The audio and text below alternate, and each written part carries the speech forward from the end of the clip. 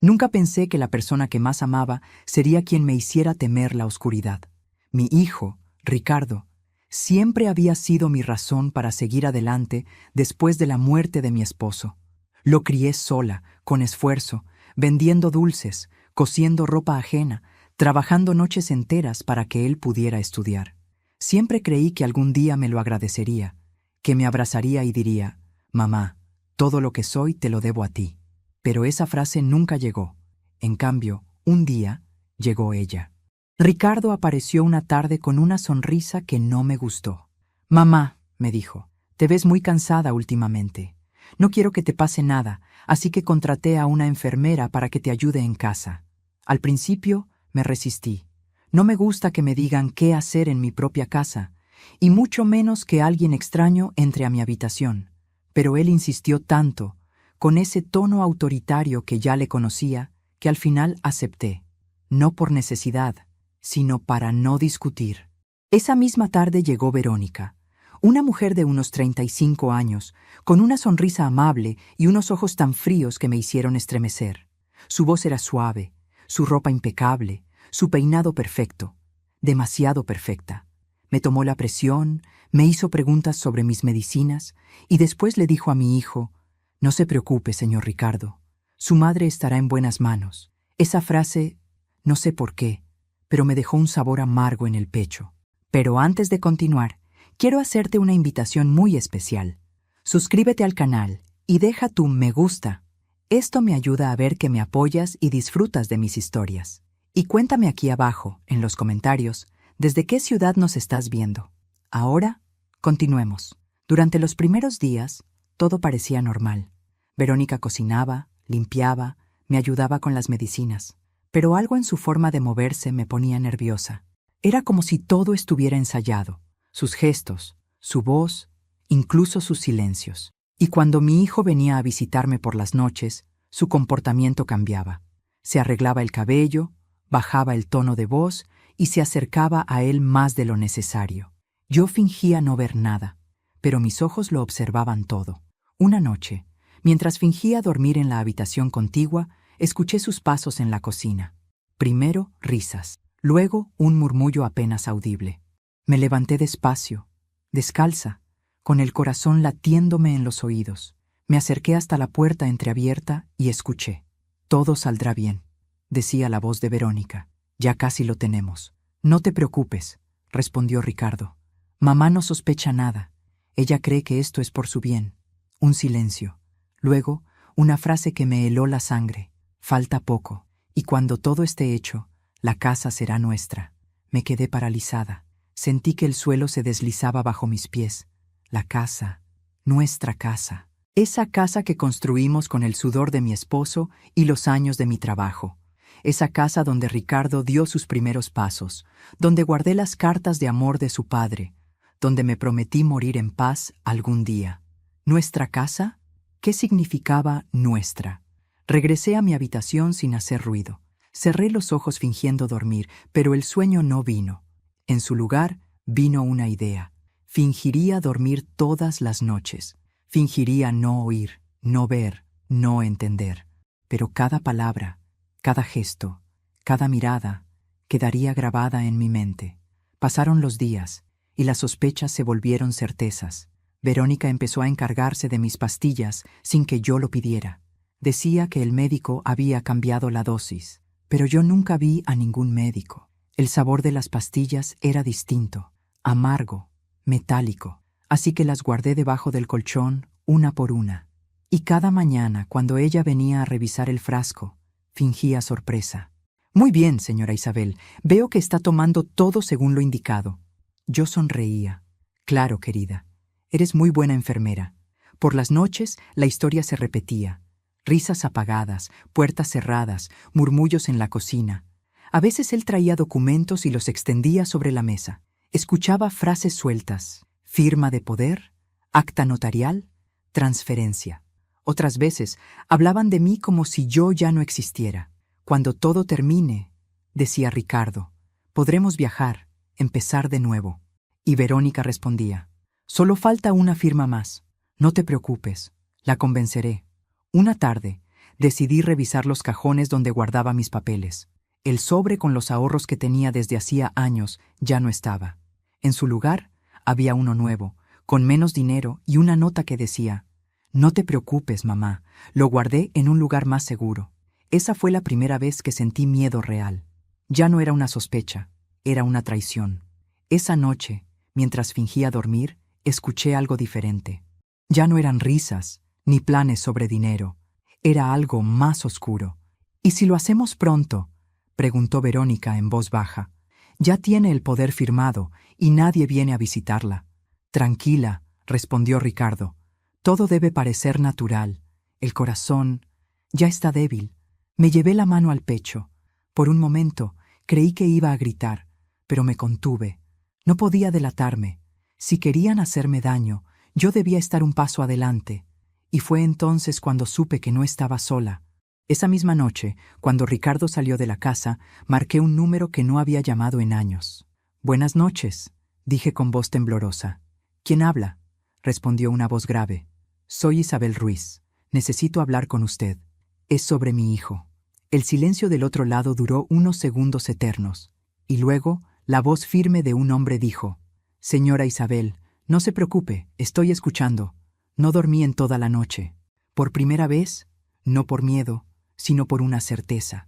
Si ellos creían que yo era débil, estaban muy equivocados. El miedo tiene un sonido. No es un grito ni un portazo.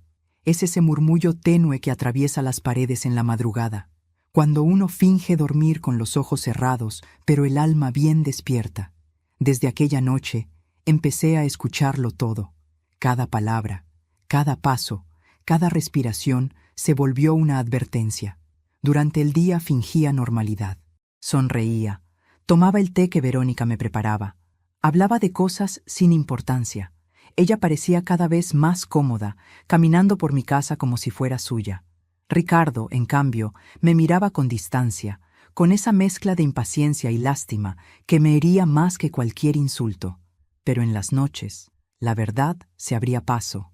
Había decidido dejar el teléfono viejo sobre la mesita, conectado a una grabadora antigua que mi difunto esposo usaba cuando aún trabajaba en la fábrica. Era un aparato pequeño, casi invisible. Lo escondí detrás del florero, junto a la cortina. Cada noche, antes de dormir, lo encendía en silencio. La primera grabación me heló la sangre. Se escuchaban pasos suaves, la puerta del refrigerador abriéndose, vasos sobre la mesa. Y luego, la voz de Verónica, tan tranquila como si hablara del clima. «Ya casi está. Mañana cambiaré la dosis. Nadie sospechará». «¿Y si se da cuenta?», preguntó Ricardo con un tono de duda. «No lo hará. Está débil. Apenas se levanta». Un silencio breve. Después, él respondió con un suspiro largo. «Solo quiero que esto termine, Vero. Quiero mi vida de vuelta». Apagué la grabadora con las manos temblorosas. La sostuve contra el pecho, como si me protegiera de algo invisible. Por un momento pensé que todo podía ser un malentendido, que tal vez hablaban de otra cosa, de cualquier cosa, pero en el fondo sabía que no. Sabía que hablaban de mí. Durante el desayuno, Verónica me observó con esa sonrisa controlada que tanto me irritaba. «¿Durmió bien, señora Isabel?», preguntó. «Sí, hija», respondí con la voz más serena que pude. «Muy bien». Ella asintió y dejó sobre la mesa mis pastillas. «Recuerde tomarlas después del desayuno». Las miré, pequeñas, blancas, con un brillo sospechoso. Tomé una entre los dedos, fingí tragarla y la guardé en el bolsillo del delantal. «Eres muy buena conmigo, Verónica», dije. «No sé qué haría sin ti». Ella sonrió, complacida. Yo también sonreí, pero la mía era otra clase de sonrisa. Esa tarde, mientras ella dormía la siesta, busqué entre sus cosas. No por curiosidad, sino por instinto. En su bolso encontré un sobre cerrado con mi nombre. No estaba sellado. Lo abrí. Dentro había un formulario con mi firma, pero yo jamás lo había visto. Decía: «Autorización de manejo de bienes y cuentas bancarias». Sentí un escalofrío recorrerme el cuerpo. Me quedé sentada en el suelo, con el papel entre las manos, temblando. Por un momento pensé en correr, en gritar, en buscar ayuda. Pero luego recordé sus voces, su frialdad. No podía huir. Ellos creerían que todo estaba bajo control. Yo debía fingir y esperar el momento justo. Guardé el documento, hice una copia con mi vieja impresora y volví a colocarlo exactamente donde estaba. Esa noche, cuando Verónica despertó, fingí estar en la cocina preparando té. Ella me miró y dijo: «Se ve mejor hoy. La medicación está funcionando».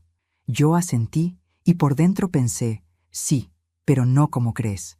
A la medianoche volvió el sonido. La puerta del pasillo, los pasos lentos, las voces ahogadas. Esta vez me levanté y me acerqué sin hacer ruido. «Todo está listo», dijo Ricardo. «La cuenta se cerrará mañana». «Perfecto», respondió Verónica. «En una semana nos iremos». «¿Y ella?» «No te preocupes. Para cuando eso pase, no sentirá nada». Mi respiración se cortó. Me aferré al marco de la puerta, intentando no hacer ruido. Mis manos sudaban. Sentí el corazón golpearme el pecho, como si quisiera huir antes que yo. De pronto, escuché algo que me devolvió el aire y el miedo al mismo tiempo. Verónica bajó la voz y dijo: «Hay que hacerlo bien. No quiero sangre». Ricardo respondió, tenso: «Solo asegúrate de que parezca natural. Nadie la extrañará mucho, ¿verdad?» Ella rió, una risa corta, seca, inhumana. Volví a mi habitación y cerré la puerta con llave.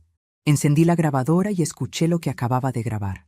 Sus palabras se repitieron una y otra vez, hasta que me convencí de que no estaba loca. Eran ellos, mi hijo y su enfermera. Planeaban matarme. Esa noche no lloré. Ya no. Las lágrimas se habían secado. Solo quedaba algo más fuerte que el miedo: la decisión de sobrevivir. Tomé un papel y escribí una carta dirigida a la policía, explicando todo lo que había descubierto. Anoté nombres, fechas, frases exactas, y la guardé en el cajón de la cocina, bajo los manteles. Si algo me pasaba, alguien la encontraría. Cuando el amanecer tocó las cortinas, me senté en la cama y respiré hondo. La luz me dio valor. Ya no era la mujer frágil que ellos creían. Había pasado toda mi vida enfrentando cosas peores: la pobreza, la soledad, la muerte de mi marido, y no iba a dejar que me quitaran lo único que me quedaba: mi vida y mi dignidad. Esa mañana, cuando Ricardo entró con su traje de oficina, lo saludé con una sonrisa.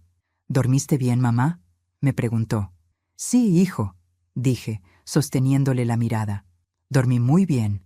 Y por primera vez, al decirlo, no estaba fingiendo, porque había dormido, pero con los ojos abiertos. Y la próxima noche, ellos no serían los únicos que planearían algo. El miedo tiene muchas formas. A veces es un ruido detrás de la puerta. Otras, el silencio de un hijo que ya no te llama mamá con el mismo tono de antes. Pero esa mañana, el miedo se disfrazó de nostalgia. Me senté en el sillón del comedor con una taza de café entre las manos y dejé que los recuerdos se me vinieran encima como una ola lenta. Necesitaba entender en qué momento mi hijo se había convertido en alguien capaz de planear mi muerte. El reloj marcaba las 10. La casa estaba en calma. Verónica había salido al supermercado y Ricardo aún no llegaba. Era mi única hora de libertad. Me levanté, caminé hasta el viejo armario del pasillo y abrí la caja de madera donde guardaba los pocos objetos que me quedaban de mi vida anterior. Las fotos de boda, el anillo que ya no me entra en el dedo, un mechón de cabello de Ricardo cuando era bebé, amarillento por los años. Pasé mis dedos sobre una fotografía en particular. Ricardo, con apenas 6 años, sonriendo con los dientes chuecos, sosteniendo un pastel que yo había hecho. Detrás, con mi letra, estaba escrito: «Mi tesoro, mi razón de vivir». Sentí un nudo en la garganta.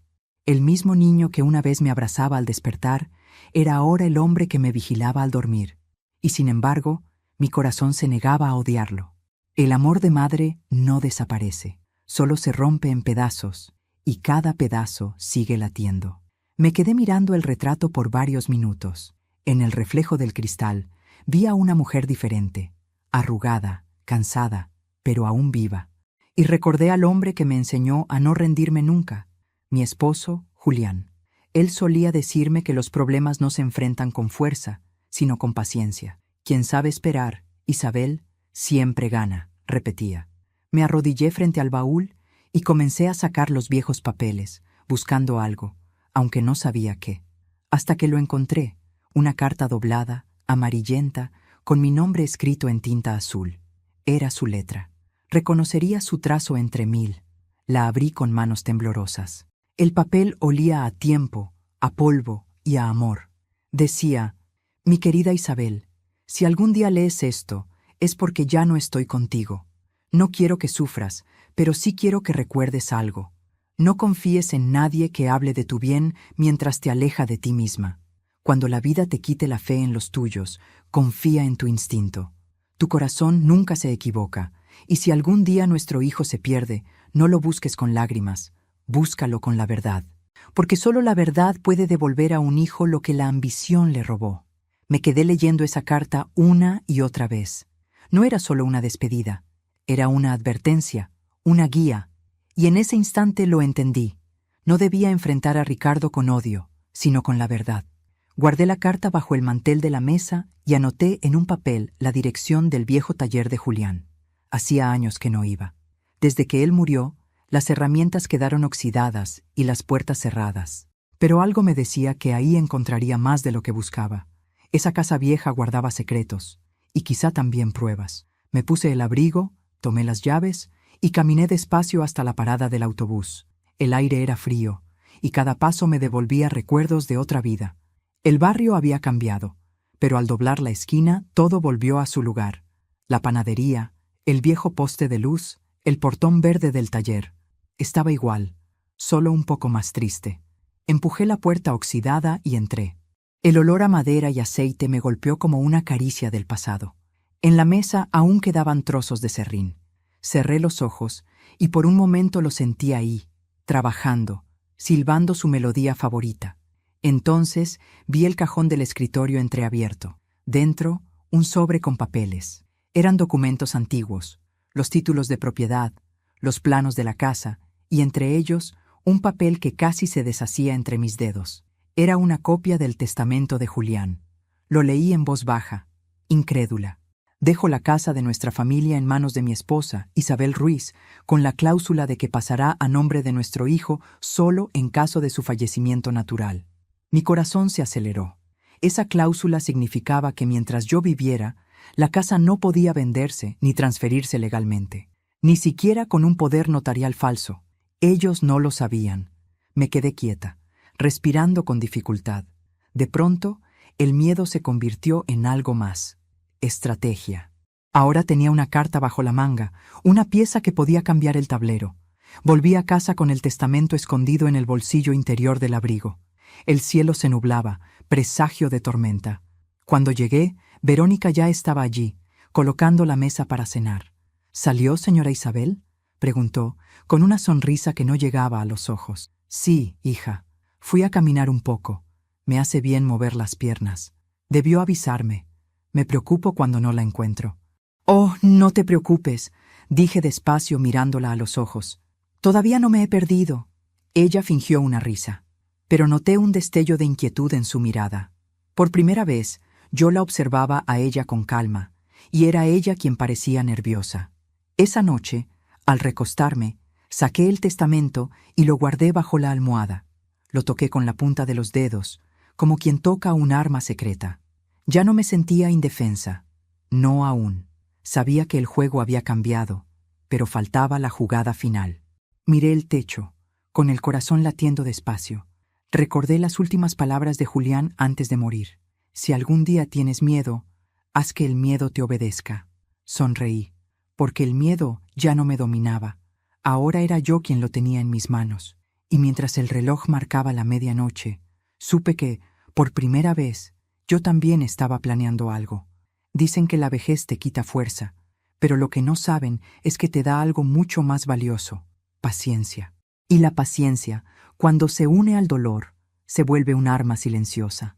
Desde aquella noche dejé de ser la madre confiada que ellos creían controlar. Empecé a observarlo todo con otros ojos, como una cazadora que no se mueve hasta estar segura de dónde morder. La primera parte de mi plan fue sencilla: hacerlos confiar más en mí. Verónica debía pensar que yo había bajado la guardia, que las sospechas habían desaparecido. Así que, durante una semana, me dediqué a agradecerle cada gesto. Le preparaba té, Le sonreía, fingía necesitar su ayuda para cosas pequeñas. «Eres un ángel, hija», le decía con voz dulce. «¿Qué haría sin ti?» Y ella sonreía, orgullosa, creyendo que por fin me había domado. Ricardo, por su parte, apenas me miraba. Pasaba horas revisando papeles, hablando por teléfono con tono nervioso. A veces lo escuchaba decir: «Sí, el trámite está casi listo. Ella firmará pronto». Yo lo observaba desde el pasillo, en silencio, escondida tras la cortina, con la grabadora encendida. Cada palabra era una bala, cada mentira una prueba. Una mañana, mientras fingía buscar una taza en la alacena, noté que Verónica había dejado su bolso abierto sobre la mesa. Dentro, un pequeño frasco de vidrio con una etiqueta que decía Sedol. Lo conocía bien.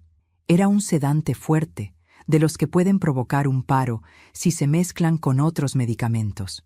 No tuve que pensarlo mucho. Tomé una fotografía con el viejo celular que guardaba en el bolsillo del delantal y volví a dejarlo donde estaba. No me tembló la mano. Ya nada me temblaba.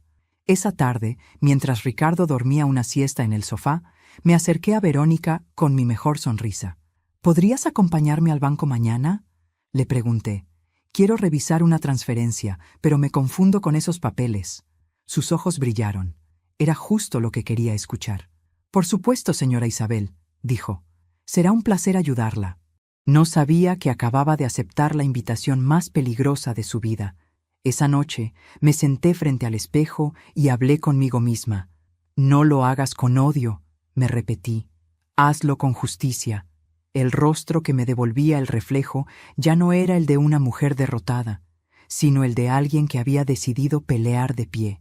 Tomé el testamento de Julián, lo guardé en mi bolso, junto con la carta, la grabadora y el frasco vacío de pastillas que había guardado como prueba. Entonces marqué un número en el teléfono, el mismo que había llamado días atrás. «Buenas noches, agente Ramírez», susurré. «Señora Isabel, ¿tiene algo nuevo?» «Sí», dije despacio. «Mañana a las 10 de la mañana iremos al banco». «Entendido. Estaremos atentos». Colgué. Por primera vez en semanas dormí tranquila. A la mañana siguiente, el sol brillaba con una claridad que dolía en los ojos.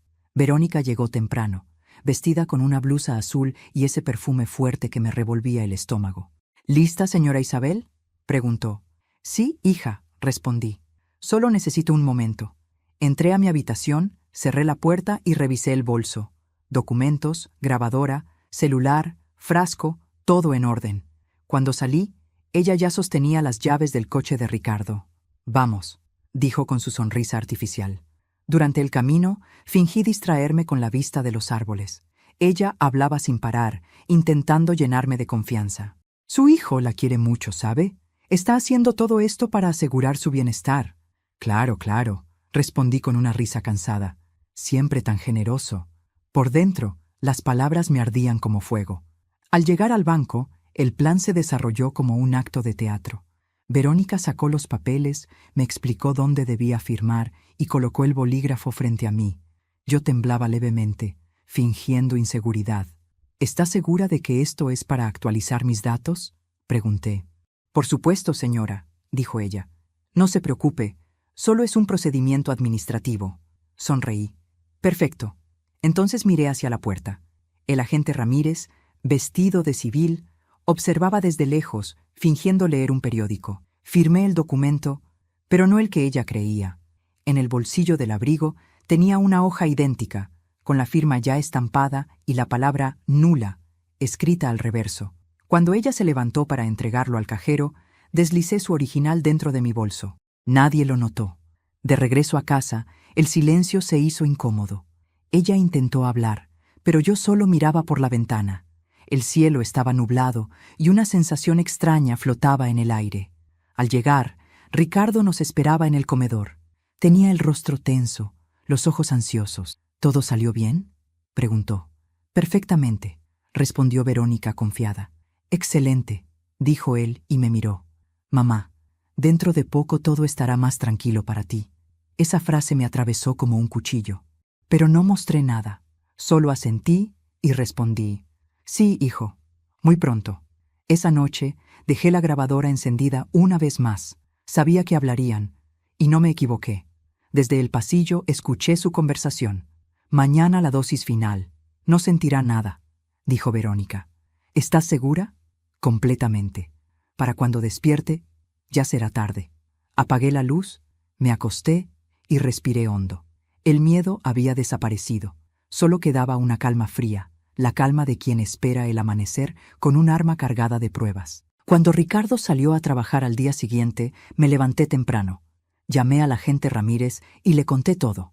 «Tenemos suficiente», dijo él, «pero necesitamos atraparlos en el acto».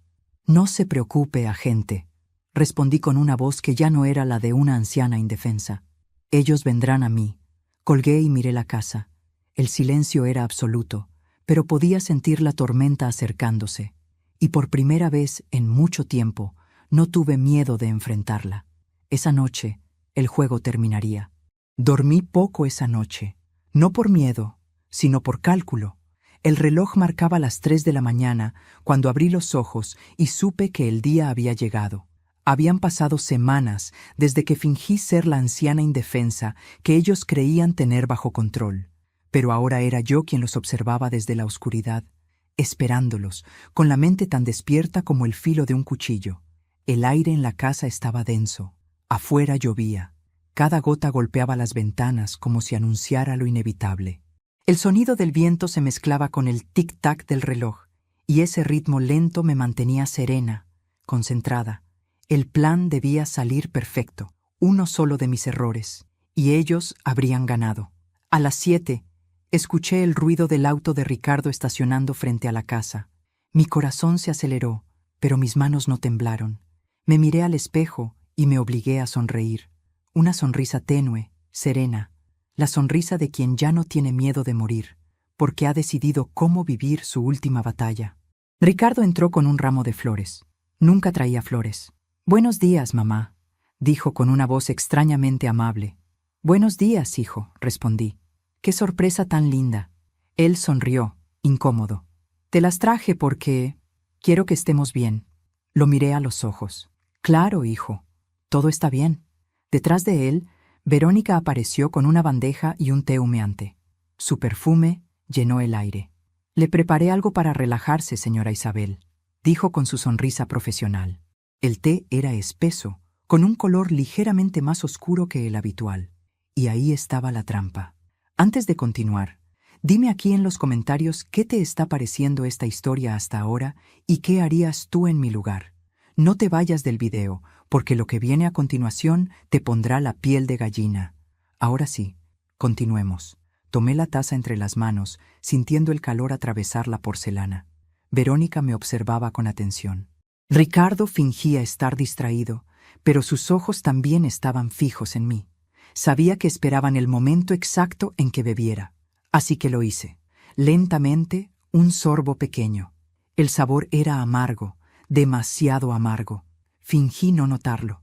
«Está delicioso», dije con voz suave. «Me hará bien descansar un poco». «Sí, mamá», respondió Ricardo. «Es lo mejor». Dejé la taza en la mesa y me recosté en el sillón. Mis párpados comenzaron a cerrarse lentamente, pero no por el efecto del veneno, sino por la pastilla que había tomado media hora antes, un somnífero común, suficiente para simular sueño profundo. Verónica se acercó y comprobó mi pulso. «Está cayendo», susurró. «Perfecto», dijo Ricardo. En unos minutos terminamos. Sus voces se volvían lejanas. Mi respiración era lenta, controlada. A través de mis pestañas entrecerradas pude ver cómo él abría una pequeña caja metálica. Dentro, una jeringa. El sonido del plástico al romperse me heló la sangre. «¿Estás segura de la dosis?», preguntó Ricardo. «Sí», respondió ella. «Es rápida, sin dolor». Entonces, justo cuando ella alzaba la mano con la jeringa, el timbre sonó. Un golpe seco, insistente. Ambos se sobresaltaron. Verónica escondió la jeringa detrás del cuerpo. Ricardo fue a la puerta con pasos apresurados. «¿Quién es?», preguntó con irritación. «Policía», respondió una voz firme al otro lado. Mi corazón dio un salto. El momento había llegado. Ricardo abrió apenas una rendija y en un segundo la puerta se abrió por completo. 2 agentes entraron sin pedir permiso. «¿Ricardo Gutiérrez?», preguntó el inspector Ramírez con voz grave. Tenemos una orden de registro por una denuncia de intento de homicidio. Ricardo palideció. ¿Qué? No, debe haber un error. Verónica retrocedió, dejando caer la jeringa. El sonido del metal al chocar con el suelo retumbó en el silencio. Me incorporé lentamente del sillón. Mis ojos se encontraron con los de mi hijo. Por un segundo, su rostro fue una mezcla de sorpresa, miedo y algo parecido al arrepentimiento. «Mamá», susurró. «No digas nada, Ricardo», respondí con calma. «No te molestes en mentir». Los agentes revisaron la casa. Uno de ellos encontró los frascos de pastillas en el cajón de la enfermera, las copias del poder falso y las grabaciones que yo había preparado sobre la mesa. Cada palabra, cada prueba, cada sonido, todo estaba allí. El inspector Ramírez levantó la mirada y dijo: «Hemos recibido sus llamadas, señora Isabel. Todo coincide. Verónica queda detenida por intento de homicidio. Y usted, Ricardo Gutiérrez, por complicidad. Mi hijo intentó acercarse. Mamá, yo no sabía. Fue idea de ella». «No mientas», interrumpí. «Te escuché con mis propios oídos. Planeabas matarme por una casa». Mientras los agentes los esposaban, la lluvia seguía golpeando las ventanas. Yo permanecí de pie, temblando, pero no de miedo, de cansancio. El peso de los años, del dolor y del amor traicionado cayó sobre mis hombros. Cuando Ricardo pasó frente a mí, lo miré por última vez. «Te di la vida, hijo», susurré, «y tú intentaste quitármela. Ahora sabrás lo que es vivir sin alma». Él bajó la cabeza, sin palabras. Verónica lloraba, pero sus lágrimas no me conmovieron. Solo quería que se fueran, que el aire volviera a ser limpio. Cuando el patrullero se alejó, el inspector Ramírez se acercó a mí. «Lo logró, señora», dijo con respeto. «Pocas personas habrían tenido su valor». Yo asentí, con una sonrisa débil. No fue valor, agente, fue amor. El amor que se transforma cuando se rompe. Miré la casa. Todo estaba en su lugar. El sillón, la taza, el retrato de Julián en la pared, pero nada era igual. Algo dentro de mí se había quebrado para siempre. Aún así, mientras la lluvia seguía cayendo, supe que había ganado. No porque ellos estuvieran presos, sino porque yo estaba viva, viva y en paz con mi conciencia. Esa noche, al cerrar la puerta, encendí una vela frente al retrato de mi esposo y le susurré: «Lo logré, Julián. Como me dijiste». Esperé. Y el miedo, al final, me obedeció. Cuando el silencio volvió a llenar la casa, me di cuenta de que había ganado, pero no me sentía victoriosa.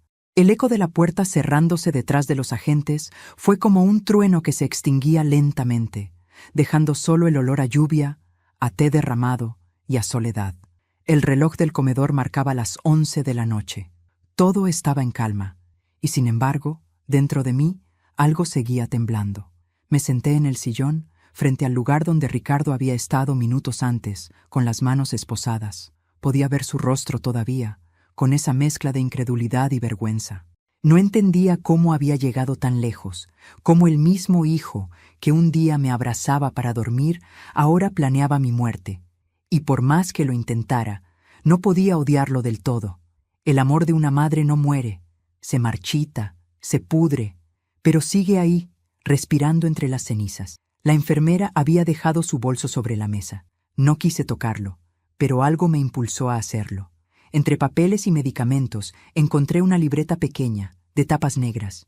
Abrí la primera página y lo que leí me revolvió el estómago. Eran notas escritas con letra apurada. Dosis nocturna. Aumentar gradualmente. Verificar documentos. No firmar nada frente a testigos.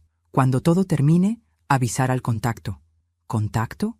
¿Había alguien más? Seguí leyendo hasta que encontré un nombre. Dr. Salcedo. Seguido de un número de teléfono. El mismo médico que, supuestamente, me recetaba los medicamentos. Pero hacía meses que yo no lo veía. El corazón me dio un vuelco. Entendí que el plan no era solo de Ricardo y Verónica. Había alguien más. Alguien que movía los hilos desde atrás. Tomé aire y marqué el número desde el teléfono fijo, con las manos frías. Sonó 2 veces antes de que una voz pausada respondiera. «¿Diga?» «¿Doctor Salcedo?» pregunté, fingiendo debilidad. «Sí, ¿quién habla?» «Soy la señora Isabel Ruiz, la madre de Ricardo». Hubo un silencio. largo, incómodo. Luego la voz cambió de tono. Ah, sí, señora Isabel. ¿Cómo se siente? Mejor, gracias a usted, respondí con una sonrisa que él no podía ver. Solo quería agradecerle por todo. Bueno, me alegra. Lamento no haber podido ir en persona. He tenido mucho trabajo. Claro, doctor, dije con voz firme. No se preocupe. La policía vendrá a visitarlo mañana. El silencio que siguió fue el más elocuente que escuché en mi vida. Y antes de que pudiera responder, colgué el teléfono. Luego me eché a llorar. No de miedo ni de rabia, de alivio. Me levanté y caminé por la casa con pasos lentos. Cada rincón tenía un recuerdo. La esquina donde Ricardo aprendió a caminar, el pasillo donde colgué sus dibujos del colegio, la cocina donde le preparaba chocolate caliente los domingos. Todo seguía en su sitio, pero el calor de esos recuerdos se había ido. Era como si cada objeto me mirara, reprochándome haber sobrevivido. Me detuve frente a una fotografía enmarcada. Los tres, juntos, sonriendo en la playa. Ricardo tenía unos 15 años, y su padre lo sostenía del hombro con orgullo. Yo estaba al lado, riendo, con el cabello al viento. Pasé los dedos por el cristal. El reflejo del relámpago iluminó nuestras caras congeladas, y entonces lo sentí, una punzada de amor y culpa al mismo tiempo. Esa noche, mientras el reloj marcaba la medianoche, me serví una copa de vino, la primera en años. Me senté junto a la ventana, observando cómo el agua caía sin descanso sobre el jardín. La calle estaba vacía, y la luz del farol parpadeaba como si también estuviera cansada. Tomé un sorbo y cerré los ojos. Escuché la voz de Julián en mi cabeza. Isabel, cuando llegue el día en que el dolor sea más fuerte que la culpa, sabrás que hiciste lo correcto. Sus palabras me envolvieron como un abrigo. Sí, había hecho lo correcto, pero el precio había sido el alma de mi hijo, y una parte de la mía. A las 2 de la mañana, el teléfono sonó. Por un instante, pensé en no contestar. Pero el corazón me dijo que debía hacerlo. ¿Aló? Señora Isabel Ruiz, dijo una voz formal. Habla el inspector Ramírez. Solo quería informarle que su hijo está detenido en el centro policial. Confesó parcialmente, pero se quebró durante el interrogatorio. ¿Qué dijo? Pregunté, apretando el auricular. Que todo fue idea de la enfermera, pero también admitió haber firmado documentos para quedarse con su casa. ¿Y el doctor Salcedo? Ya está bajo investigación, respondió el inspector. Usted tenía razón, señora. El caso es más grande de lo que parecía. Colgué y me quedé mirando la nada. Una sensación extraña me recorrió el cuerpo. No era alegría ni tristeza. Era vacío. Cuando el amanecer se asomó por la ventana, decidí no dormir. La luz del sol era tibia, casi tierna, y por primera vez en meses el miedo no estaba allí, solo el cansancio. Fui hasta la cocina, preparé café y abrí las cortinas. El olor a tierra mojada llenó la casa. El día parecía nuevo, pero el alma seguía vieja. Me senté a escribir en el cuaderno que solía usar para anotar recetas. Esta vez no era para cocinar. Era para dejar constancia de todo. Nombres, fechas, lugares, sentimientos. Porque una historia como la mía merecía ser contada, no para buscar justicia, sino para advertir a quienes todavía creen ciegamente en los suyos. Al caer la tarde, alguien golpeó la puerta. Era el inspector Ramírez, con su rostro serio pero amable. Vine a informarle que su hijo permanecerá detenido hasta el juicio, dijo. La enfermera ha confesado parte del plan, pero él... ¿El qué? Pidió verla. Mi corazón se detuvo por un segundo. No supe qué decir. Piénselo, añadió el inspector. No le insistiré. Asentí sin responder.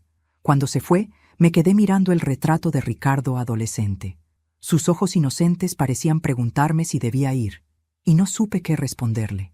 Esa noche, mientras el reloj marcaba las 10, encendí la vela frente a la fotografía de Julián. El fuego temblaba como mi corazón. Susurré en voz baja.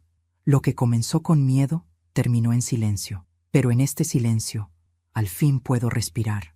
Y así, con el viento colándose por la ventana y la casa en penumbra, supe que mi historia todavía no había terminado. Había sobrevivido a la traición, pero aún tenía una última decisión que tomar. Nunca imaginé que volvería a ver a mi hijo entre barrotes, Cuando el inspector Ramírez me llamó y me dijo que él quería verme, dudé. Pasé toda la noche despierta, mirando el techo, preguntándome si realmente necesitaba hacerlo. Pero al amanecer, comprendí que no podía seguir con ese peso en el pecho. Había que cerrar el círculo, aunque doliera. Llegué al penal con un nudo en la garganta. El aire olía a humedad y hierro. El sonido de las puertas metálicas abriéndose y cerrándose resonaba como un eco de algo roto. Una guardia me acompañó hasta una pequeña sala con una mesa y 2 sillas. «Espere aquí», me dijo. Me senté, respirando hondo, intentando prepararme para lo que estaba por venir. Pasaron unos minutos antes de que lo trajeran. Cuando Ricardo entró, me costó reconocerlo. Había bajado de peso, tenía la barba descuidada y los ojos hundidos. Pero lo que más me dolió fue ver que, a pesar de todo, seguía siendo mi hijo. El mismo niño que una vez me pidió que lo cargara porque tenía miedo de la oscuridad. Se sentó frente a mí, sin levantar la mirada. El silencio entre nosotros pesaba más que las paredes de la prisión. Finalmente, hablé. «¿Por qué, Ricardo?» Mi voz sonó débil, quebrada, pero él no respondió. «¿Por qué tuviste que hacerme esto? ¿En qué momento te convertiste en alguien capaz de desear la muerte de su madre?» Levantó la vista lentamente. Había lágrimas contenidas en sus ojos. «Yo no quería hacerlo, mamá». «No digas eso», lo interrumpí. «Tengo grabaciones, pruebas, todo». «Lo sé», respondió él con voz temblorosa. «Pero hay algo que no sabes». Me incliné hacia adelante, sin saber si quería escucharlo. «¿Qué cosa?» Ricardo respiró hondo antes de hablar. La enfermera, Verónica, no era quien decía ser. «¿Qué estás diciendo?» Ella no era enfermera, mamá. Era la secretaria del doctor Salcedo. La contrató porque él necesitaba a alguien dentro de la casa. Se detuvo, cubriéndose el rostro con las manos. «Yo solo quería ayudarte. Ella me convenció de que estabas mal, que necesitabas control médico. Y después, cuando ya estaba todo en marcha, me hizo firmar papeles que no entendía. Cuando quise salir, me amenazó». «¿Amenazarte?», pregunté con incredulidad. «Sí», dijo él con la voz rota. «Me dijo que si no seguía, lo perdería todo, que tenía grabaciones, que haría parecer que yo había abusado de ti. Y, mamá, me dio miedo, pero ya era tarde. Todo estaba hecho». Lo miré largo rato, intentando leer en su mirada si decía la verdad. Era tan fácil mentirme con esa voz temblorosa, con esos ojos que parecían suplicar perdón. Y sin embargo, algo dentro de mí me decía que esta vez no mentía. Me quedé en silencio. El reloj del pasillo marcó las 10. Solo se escuchaba el sonido del guardia moviéndose fuera de la sala. Finalmente le pregunté, «¿Y el doctor Salcedo?» Era él quien planeó todo. Necesitaba una casa donde pudiera registrar medicamentos falsos y desviar fondos del hospital. Verónica era su socia. Usó mi firma, mis cuentas y mi miedo. Y yo, por cobarde, me convertí en su cómplice. Me llevé la mano al pecho. Todo tenía sentido ahora. Las recetas falsas, las visitas inventadas, las llamadas nocturnas. No era solo codicia familiar.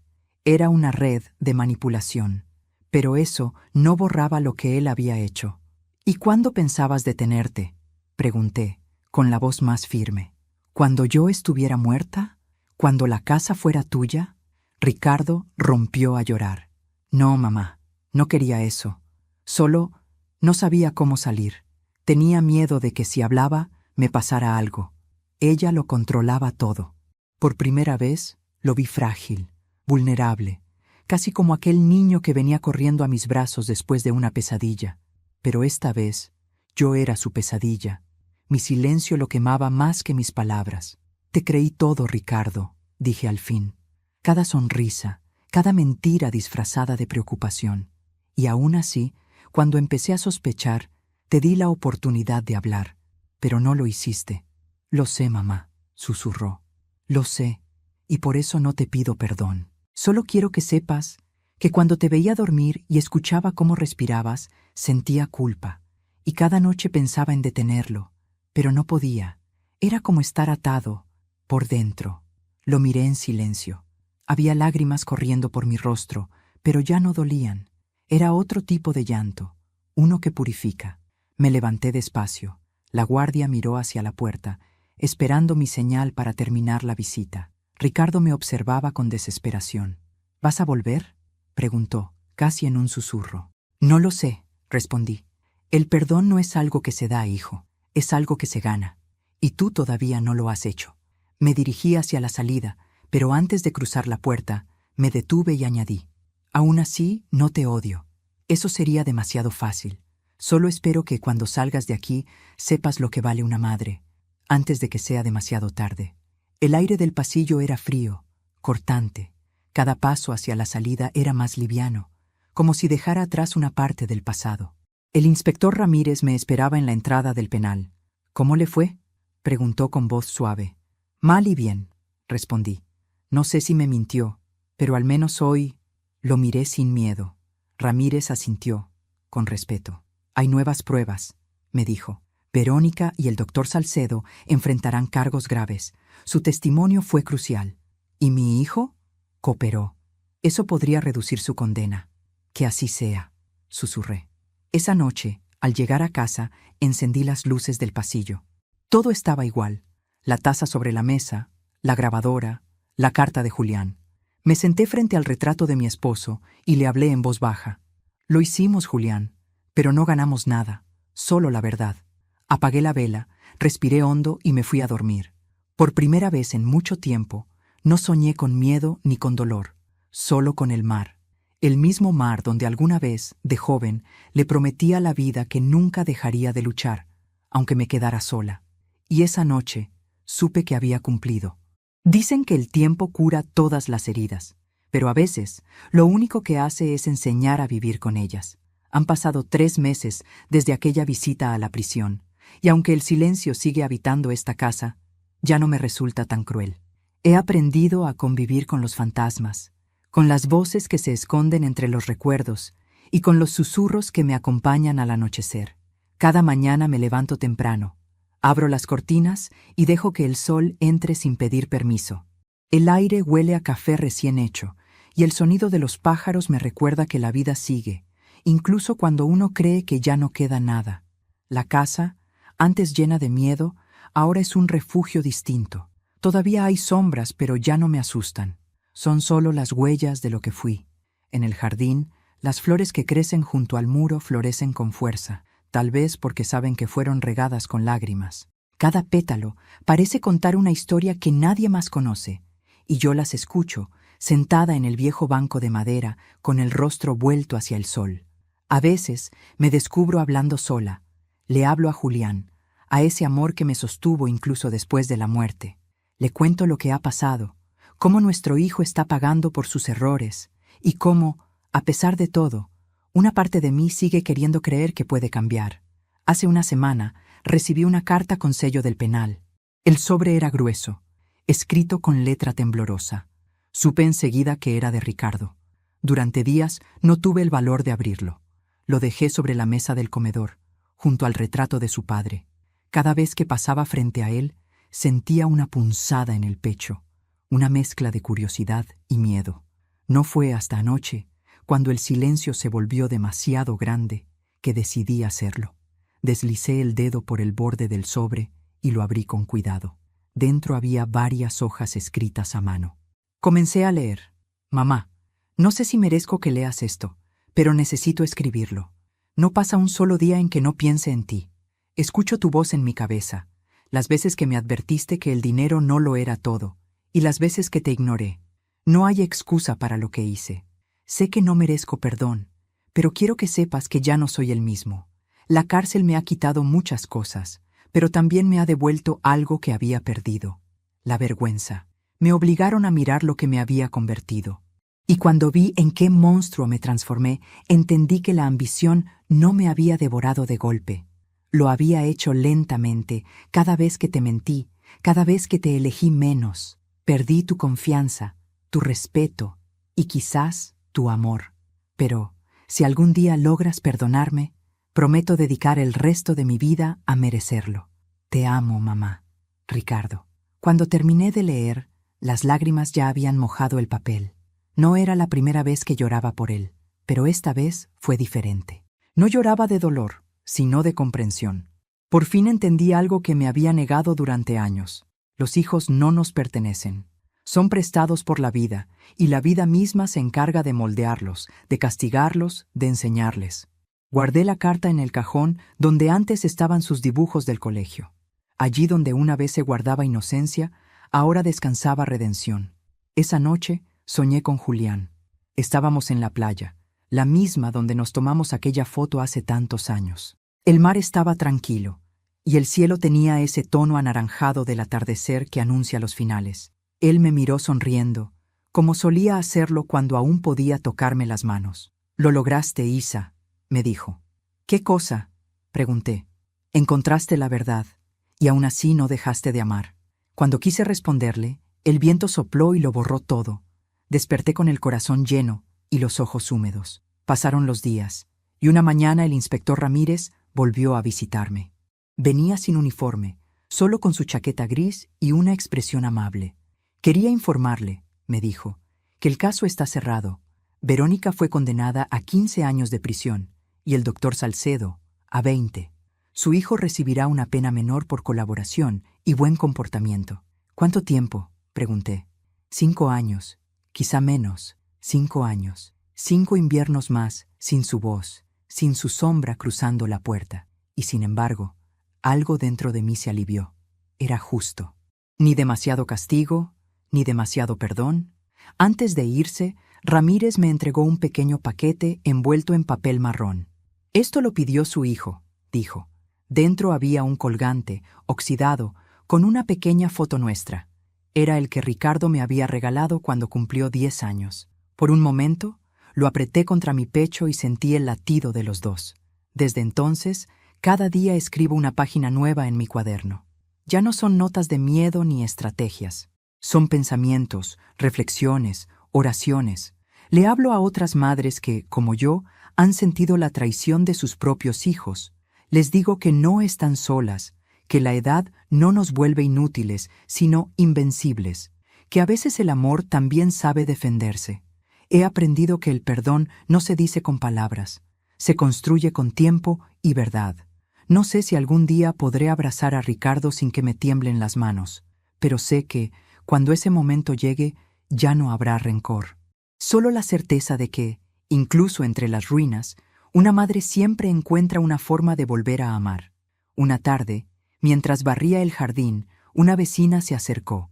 «Doña Isabel, ¿cómo ha hecho para seguir adelante después de todo?», me preguntó. Sonreí. «Aprendí algo», respondí, «que la gente puede quitarte lo que tienes, pero no lo que eres. Y lo que soy, aunque me lo olviden, es una madre que aún respira, que aún recuerda y que aún agradece abrir los ojos cada mañana». El día que recibí la noticia de que Ricardo sería trasladado a un penal abierto, supe que el ciclo estaba a punto de cerrarse. Fui al cementerio y llevé flores a la tumba de Julián. Me senté frente a la lápida, respiré el aire frío y hablé en voz baja. «Ya puedes descansar, amor. Nuestro hijo está pagando lo que debe». Y yo, por fin, aprendí a vivir sin miedo. El viento sopló suave, moviendo las flores como si alguien las acariciara, y por primera vez en mucho tiempo sonreí sin tristeza.